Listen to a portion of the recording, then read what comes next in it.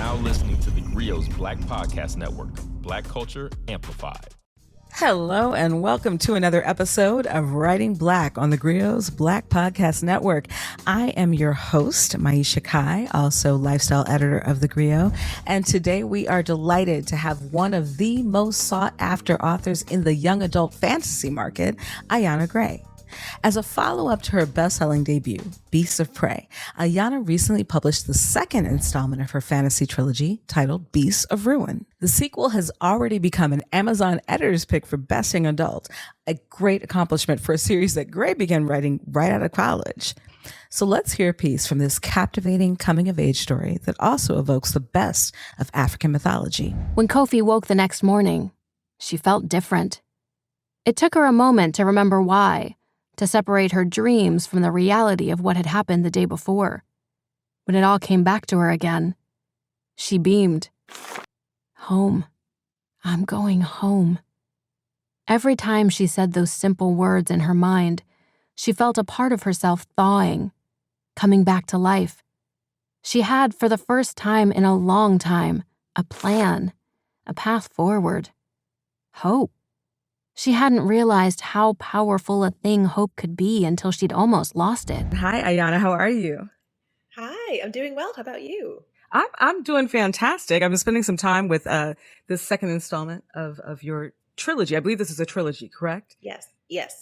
So we're on book 2 now. I'm very proud of saying that I was previously acquainted with book 1. And so I was really delighted to get book 2 and to continue this story because I have to say it's really, really intriguing. And it's a book that I know was targeted towards the YA audience. I mean, this is a book where the protagonists are teenagers. However, I, as a person who is long removed from my teenage years, I've been really enthralled with this and engaged with this work. So just starting from the top, tell us a little bit just about the genesis of this trilogy for you and why you were so compelled to write this kind of fantasy epic. Yeah, sure. So I think that my story is not so different from a lot of especially Black kids who grew up loving fantasy and sci-fi books and TV shows. I really loved the genre, but I did not see myself represented in it very much. And when I did, it was in a very marginalized, disposable way.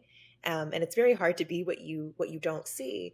And so as I got older, I was writing stories and sort of trying to write the story that I couldn't find on bookshelves.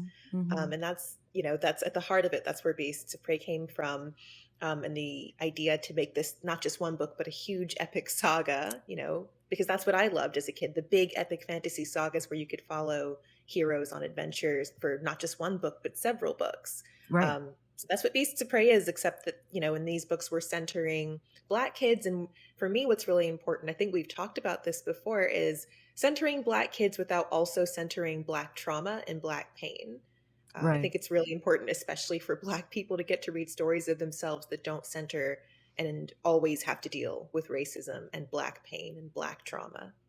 Yeah. And, I really appreciate that as well, because, one of the things that occurred to me while I was reading this, I always think of myself like, oh, I'm not really into fantasy. And then I think about it and I'm like, I really actually am. And, I probably always was, because I was one of those kids. I mean, I'm a little older than you, but, growing up on like The Lion, the Witch and the Wardrobe and Lord of the Rings and, loving those books, but not seeing myself in them. And even, when we talk about contemporary fantasy narratives, like so many of them that are so popular, it's like, we're always vehicles for some white main character's evolution or character arc. And it's very easy to cast us as these, excuse the phrase, but we all know it, magical Negroes, but not necessarily as creating that magic for ourselves. And one of the things I love about Beasts of Prey and now Beasts of Ruin is that it is very much about magic. And it's also taking, without spoiling it for people who haven't engaged with it yet, and everybody should, taking this magic, this inherent magic of Black people, like that we spiritually, I think, connect to, and really drawing from that source. I'm really interested, obviously, in the research that you've done, because you're drawing from so many profound African traditions. And also, yeah, let's talk about research because I think as writers, this is a podcast about writing, really. And I Yeah. think that people really underestimate the amount of research that goes into even a, fictional narrative. Yeah. So I have 2 degrees. One of them is in political science, the other is in African and African American studies. And I was very fortunate to not only get to take courses in college where I got to really dive deep into African and African American history separately. But when I studied abroad in Ghana and we were studying Pan Africanism, we were studying decolonization, and of course the transatlantic slave trade. So I had that base when I started to write Beasts of Prey after college. And then I was also doing my own research. And what I found really, really difficult, and this was why writing Beasts of Prey was at times painful, is the amount of primary research as I was trying to really understand even little things like the attire and the food and things to make my world feel real. A lot of that research that I found was often written by people of European descent who were, self-titled anthropologists coming into the African continent and writing and recording these things, but with so much bias.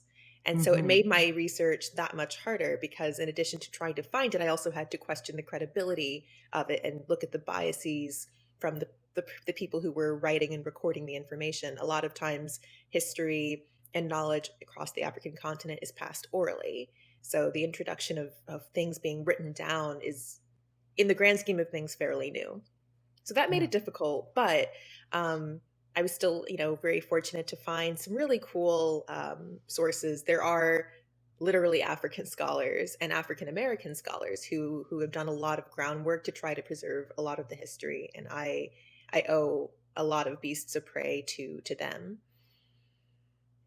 I love that. I mean, we are the griot, which is exactly about that oral tradition and the Yes. truth being passed down in various ways.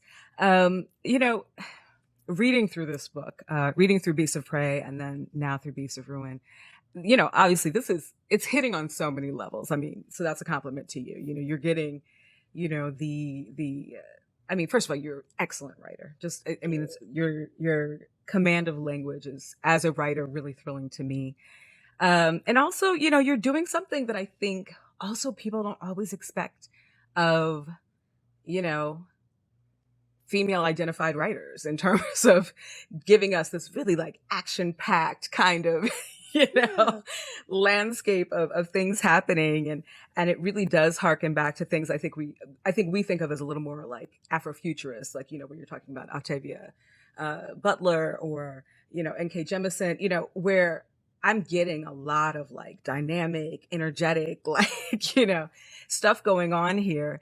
And there's also a lot of allegory. I thought, to current events, whether we're talking about, reflecting on issues of enslavement and bodily autonomy or integrity, misogyny, even the military to a certain extent. Mhm. Were those all like intentional themes that you were kind of trying to tease out as parallels, or did they just kind of evolve with the story? A mixture of both. There were, at core, I wanted to write, this big fantasy adventure story, and I wanted it, action and mythical creatures that maybe people weren't familiar with, and a little bit of Mm-hmm. romance and some magic and all these things that I love as a fantasy reader. But along the way, and this, you understand this as a writer, you end up putting a little bit of yourself into the Yeah. story and you take the things you're seeing and you can't help but write about them. So there are 2 main characters in the story. One of them is a Black boy, and I couldn't help but, write about what I witnessed and what I saw, for example, in my own little brother. And the things that, kind of watching how he's navigated the world. And so there's a lot of discussion and reflection about what it means to be a Black boy trying to become a Black man and the way expectations are put on Black boys and Black men. I didn't set out to to write that, but that's what happened. I didn't necessarily plan to write about mental health and the way mental health is dealt with in the Black community, but that's what happened. It just sort of came out of Mm-hmm. me as I was writing. And then, I finished the book and look back and I'm like, oh wow, I put a lot of my heart into this without necessarily like strategically doing it. So it was sort of a mix at the end of the day. Oh, I love that you said that you put a lot of your heart into it, because I think, when I think of how this book resonated with me, it resonated with my heart. Like, did you have any kind of, uh, I guess, anticipation, hope, expectation that this story would resonate with so many people? I mean, this was an instant bestseller, so it obviously hit, Yeah. for people. Did you anticipate or hope that it would hit that sweet spot for people? I think, in my wildest dreams, I certainly hoped it would connect with lots of people, but I think about the power of books and how I Mm, would read books as a kid. I would read books by people who have long since died. I mean, they're not here anymore. And the fact right. that the words they wrote made me feel seen and made me feel less alone. As a kid who had to move around a lot, especially, Mm. I found friends in books, as weird as that might sound. Their heads were still bowed when Kofi asked the question in a murmur. Is it true? Mama cracked a wary eye. Kofi? Some of the others were talking. Kofi went on before her mother could stop her. No, I it found doesn't sound weird to me at all. you know I found home in books, and so I was like, and I think about how, especially as a kid, as a teenager, how much that meant to me and how that was really a life raft for me. And what I hoped is that I hoped that Beasts of Prey could be, if it was a life raft for one person, if it helped one person get through a hard time, helped one person feel seen and feel like, wow, I'm not the only one who's had this difficult experience, then I've won. Everything else is kind of the cherry on top. But I hoped to give to readers what authors before me had given to me.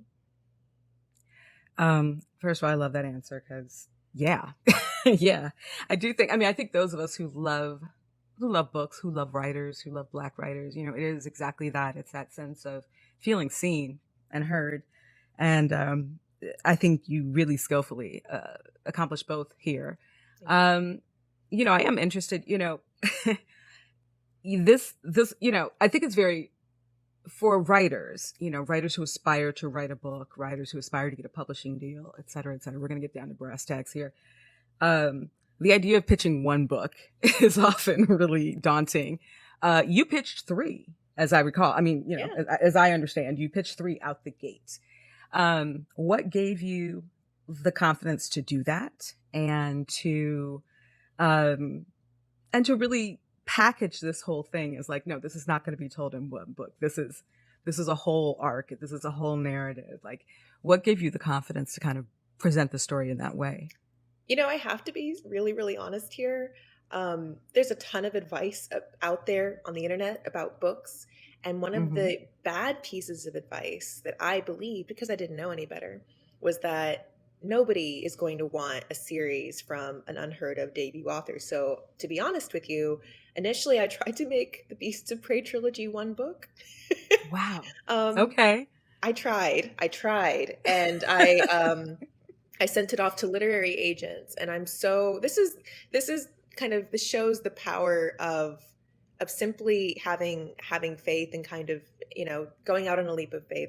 It was actually my literary agent who read this very big, messy fantasy, and he was like, he said to me, he emailed me, and he said, this is a good story, but I think it's Mm-hmm. more than one story, Ayana. And it was like, the minute he said that, the minute somebody from publishing, it was almost like gave me permission to dream bigger. I did, because I had, as honestly, as a lot of Black people and Black women are expected to be, very modest, very humble, like, oh, I should start Mm-hmm. small. I shouldn't dream too big here. Um, Mm-hmm. the minute he said, I think that this is more than one story, it was like the floodgates opened, and suddenly I was like, yes, this is more than one story. I have permission. I can write more than one story and not feel like I'm taking up too much space. So I mean, that was actually the turning point for the when the book became a series. Listen, that phrase, taking up too much space, I think, first of all, most people who have lived in Black bodies and definitely Black women would identify with that phrase in terms of always being a little afraid of taking up too much space. And Mhm. I'm so glad. I mean, God bless the good agents, right? Because, Yes. um, being seen in that way, I think now, obviously, you're allowing your readers to be seen in a certain way. And we'll be right back with more Writing Black. Witty, honest, entertaining. Introducing Dear Culture with Panama Jackson on the TheGrio Black Podcast Network. Listen today on the TheGrio mobile app for all the Black culture debates you don't want to miss. Also available wherever great podcasts are heard. Okay, we are back with More Writing Black. This is also, a very unique narrative too. It's something that I think we're seeing more and more, and I'm excited to see it. But this is a book that, unapologetically has Africa written all over and up and through it. Yeah. This is what that is. And as a Black American, I can honestly say, I'm familiar with some parts of the continent, not all parts of the continent. It's a huge continent. And, you're really drawing from all over the continent. And, why was that so important to you? This is not, you could have told, I guess, this story from a Black American perspective, I guess. You very strategically chose to center this in the motherland, so to speak. Why was that so important to you? So in a surprise to no one, I have always loved stories, and I feel like genealogy in our history is the ultimate story. And you can imagine, for a girl who loves stories and who desperately wanted to know as a kid about my ancestors, to understand that A, my ancestors, at least some of them, were enslaved, and B, because they were enslaved, their stories are gone.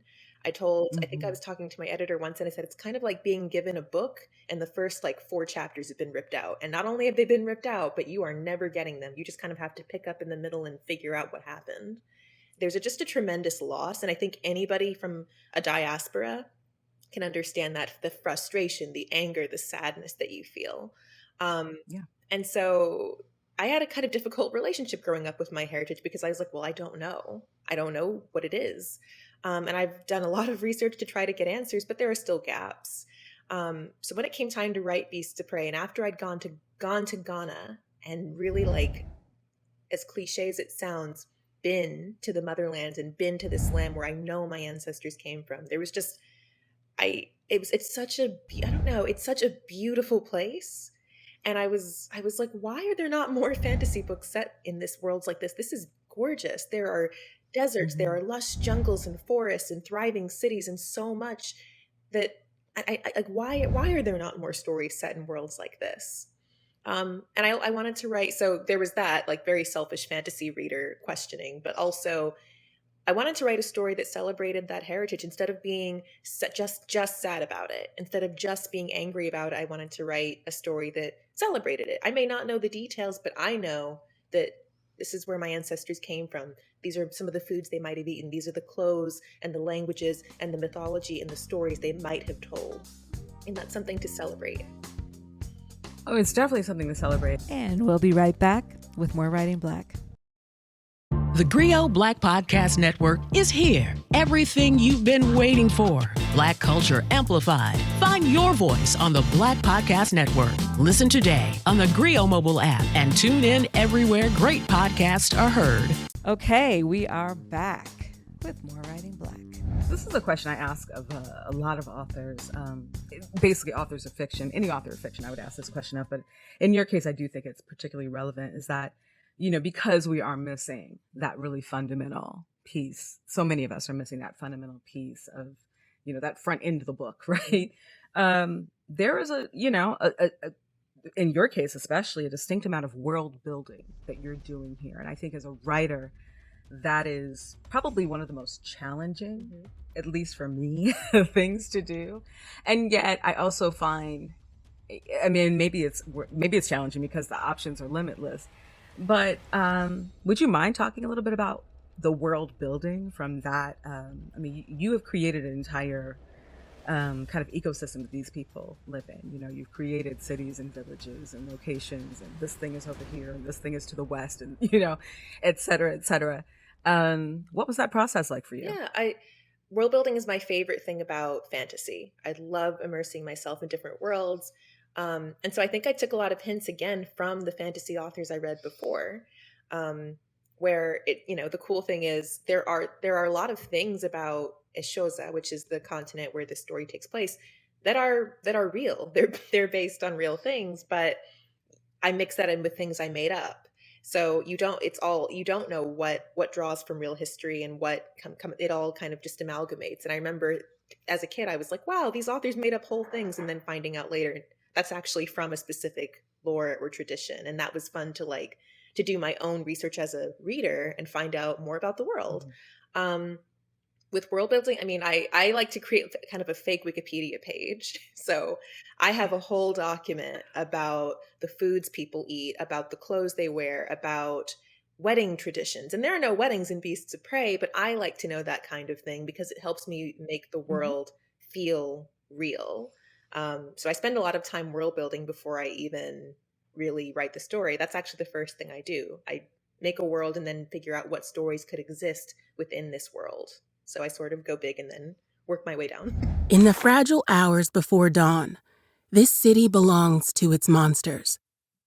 A faltering rhythm beats in my chest like a goatskin drum, as I feel for the dagger sheathed at my side. Well, first of all, thank you, because I'll be using that tip moving forward. I think that like so many people, we don't know where to begin. We want to write these amazing stories. We want to bring somebody to another world. And I think for you, especially, this is, well, I think anybody should read these books, at this point, 2 out of 3. I also think, this is marketed as a YA book. Do you hope, are you hoping that this will also inspire more young people and especially young Black writers, to make their own worlds? Oh, absolutely. I think I'm very lucky to publish. I'm lucky to have published Beasts of Prey at the moment that I'm publishing it. There's a really cool renaissance and really cool movement within kind of the literature community where you see so many Black creators contributing. And I go back to that little girl who was walking around the shelves of the library or the bookstore looking for these books. Now there's not just one, not just 2, 3, 4, 5. There are whole shelves now of stories, and there are stories for Black disabled kids. There are stories for queer Black kids. There are stories for Black boys, Black girls, Black non-binary people. All nuances within what it means to be Black, are on the shelves now. So I do hope to contribute to that kind of building canon for young Black readers. All right, well, we're going to take just a minute, and then we'll be back with more Writing Black. The GRIO Black Podcast Network is here, and it's everything you've been waiting for. News, talk, entertainment, sports, and today's issues, all from the Black perspective. Ready for real talk and Black culture amplified? Be inspired. Listen to new and established voices now on the GRIO Black Podcast Network. Listen today on the GRIO mobile app and tune in everywhere great podcasts are heard. We're back. Let's get into it. I love that you use the phrase canon, because I'm thoroughly convinced that we have a canon as Black people, a canon that we rely on. People who come to mind are always like I mentioned Octavia earlier, yep. Toni Morrison, Alice Walker, Langston Hughes, et cetera, James Baldwin. But what we also know, in the midst of all this, is we're also at this moment where we're seeing a lot of, I'm going to say it in my way, but we're seeing a lot of truth telling being attacked. And even when that comes in the form of fiction, we're seeing a lot of, we're in an era where there are book bans happening, where there are, like this really regressive kind of disgusting, push against other experiences, other narratives, true narratives, etc.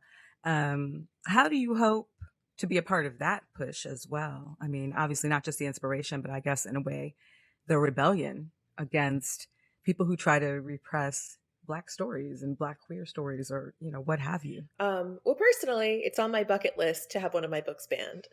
I know that's probably bad, but I think spicy. Because and this is sort of a weird take, but I think book bans are kind of interesting because they're self-defeating. I have a lot of faith, especially in like Gen Z, Gen Alpha. The minute you ban a book, what you've done is made those teens want to read it all the more. So whenever I see a really good book get banned, there's a disappointment, of course, but I'm also in my head kind of like, yes, because that means that you've noticed it, and that means that teens are going to want to read it all the more. So I hope to write more bannable books. That's my goal. That's my hope, my contribution to the movement. I want to write more bannable books. I love it. That should be our goal. I'm gonna make a banner. Make more bannable books. Because you're right. The teenagers love nothing more, and I say this as a one-time teenager myself, than rebellion. Tell us not to do something, we're gonna do it. Yep, exactly.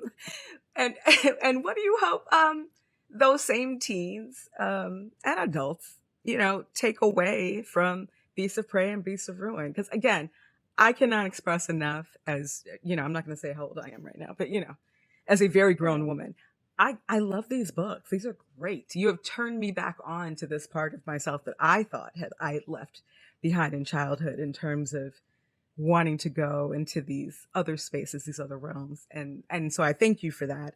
What do you hope that your readers take away from Thank you this? for that, by the way. Oh gosh. So this is always a tough question for me, actually, because there's another author named Rick Riordan, really big kidlit author, who's talked about how the relationship that a reader has with a book is none of the author's business. I'm paraphrasing what he said, but I really hold true to that. I try to let, Beasts of Prey, once it's out into the world, and it is out in the world now, the relationship that people have with it is going to be informed by their life, what they're going through. I know that I wrote it, the reason I wrote it, I wanted, especially for kids who are dealing with difficult family dynamics, for example, dealing with different mental health challenges, to feel seen, to know they were not alone, and to realize that the things that they're often most afraid of, the beasts, the monsters they're running from, are usually not as bad as you think they are. And really, when you stop and face that hard thing, that's when it goes away. That's when you conquer it. Also, learning to rely and lean on your friends, especially learning that you don't have to earn love. That's a really big theme for Ekon, the male character. Yeah. Love is not to be earned. Love is given. And that's something, not that my parents pushed on me at all, but something I had to come to understand, that my family's going to love me no matter what I achieve, because they love me, not my achievements, So those are some of the things I hope, especially young, teenagers, who are preparing to go out into the world and don't know where they're going to fit in the world. I hope, maybe they read Kofi and Ekon's story and those pieces resonate especially. Listen, there are plenty of grown folks who need that message. Yeah. I'm just going to say that right here. That right there. I'm just again, heartened me. And I again, thank you for writing this. So I think that, again, those are things that we forget. All right. Well, we'll be back with more Writing Black.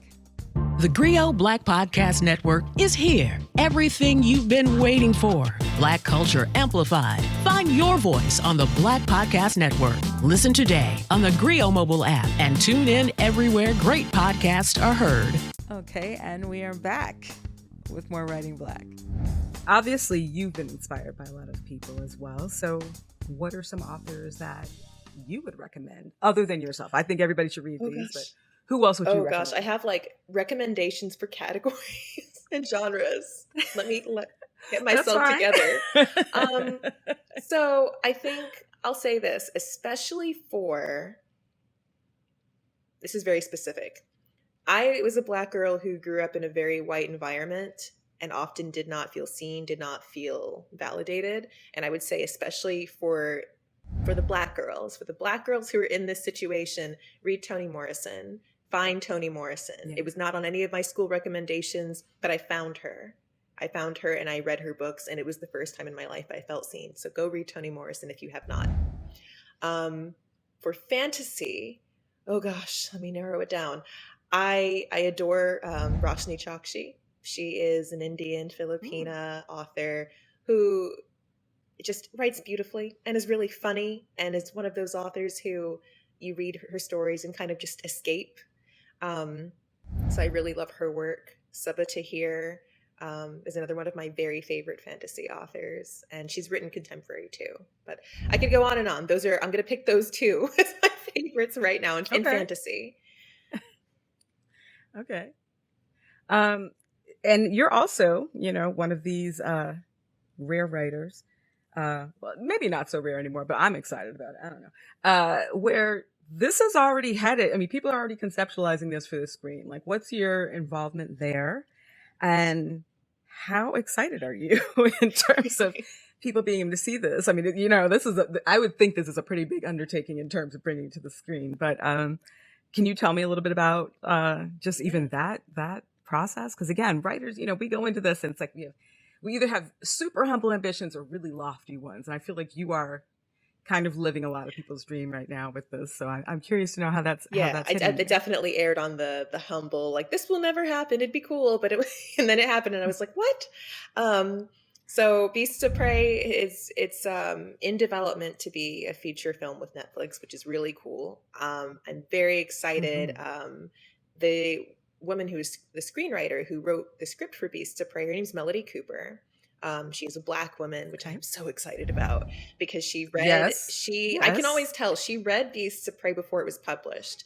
And there are several real historical figures that I named characters after in Beasts of Prey. And if you know your, especially West African history, you know the names, and she knew the names. So I was like, this is someone who gets it. And she has written a beautiful script that I've gotten to officially see as of a few days ago.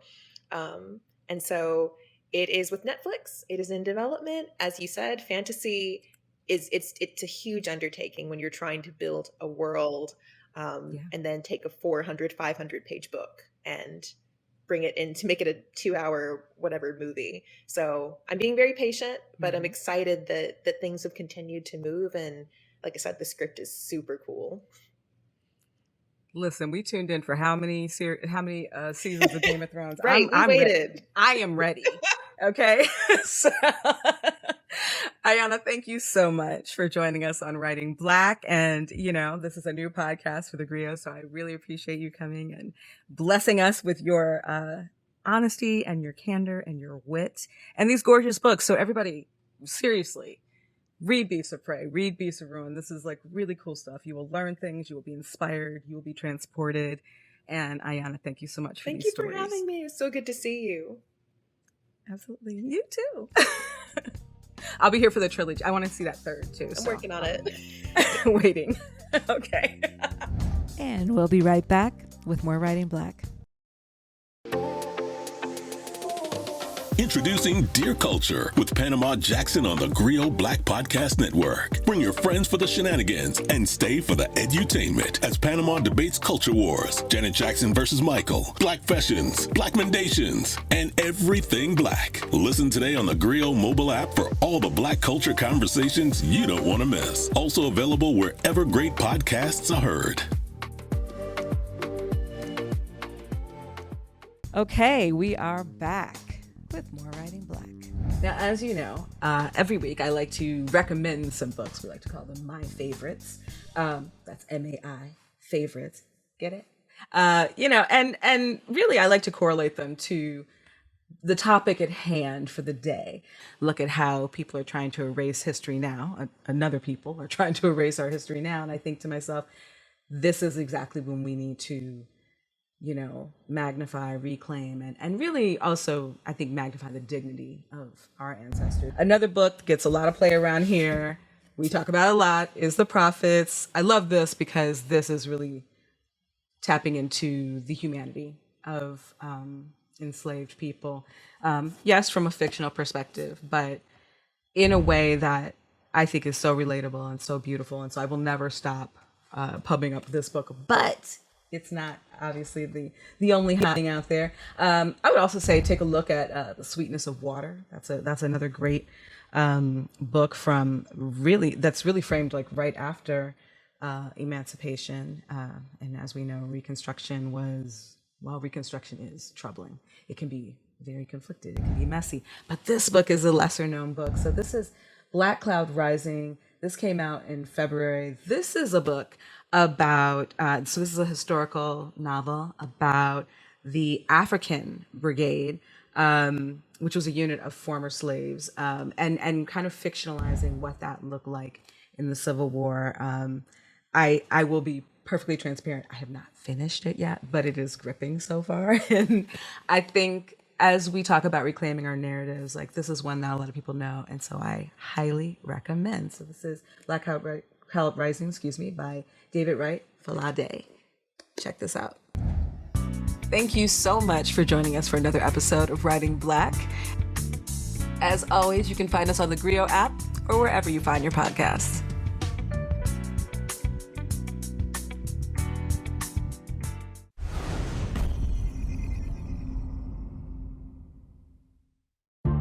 The theGrio Black Podcast Network is here, and it's everything you've been waiting for. News, talk, entertainment, sports, and today's issues, all from the Black perspective. Ready for real talk and Black culture amplified? Be inspired. Listen to new and established voices now on the theGrio Black Podcast Network. Listen today on the theGrio mobile app and tune in everywhere great podcasts are heard.